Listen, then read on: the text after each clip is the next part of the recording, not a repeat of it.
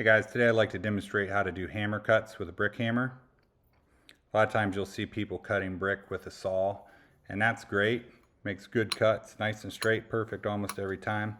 But if you're just trying to cut a couple brick and you don't have a saw, or like in my case, I do have a saw, but for a few cuts, I'm not even gonna bother getting the saw out.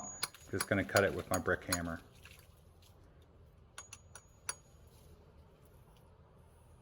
So I went ahead and slowed that same cut down, show you again. I mark it with a pencil, and you're gonna hit right along your line about 3 or 4 times, and you're kind of scoring the face. And then you're gonna flip it over and just eyeball the same. Make it a little bit shorter so your finished piece on the back side is shorter. That way it doesn't get in the way when you're trying to lay it.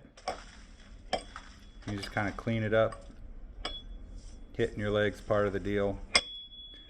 A lot of people ask why you don't hold it on a hard surface like a material board or set it on the ground and hit it.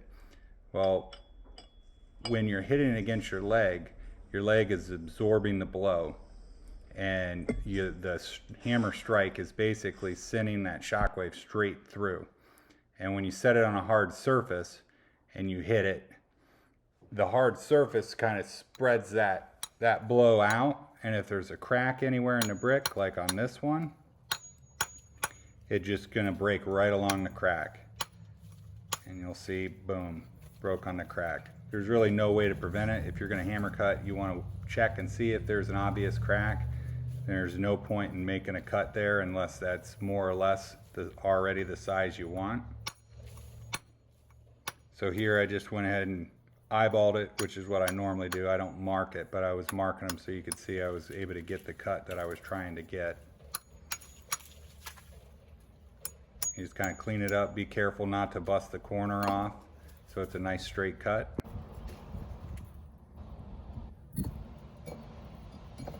But this is the way I like to cut brick. It's a lot easier than getting the saw out. You don't have to eat all that dust. You might end up with a couple bruises on your leg, but at the end of the day, it works a lot better.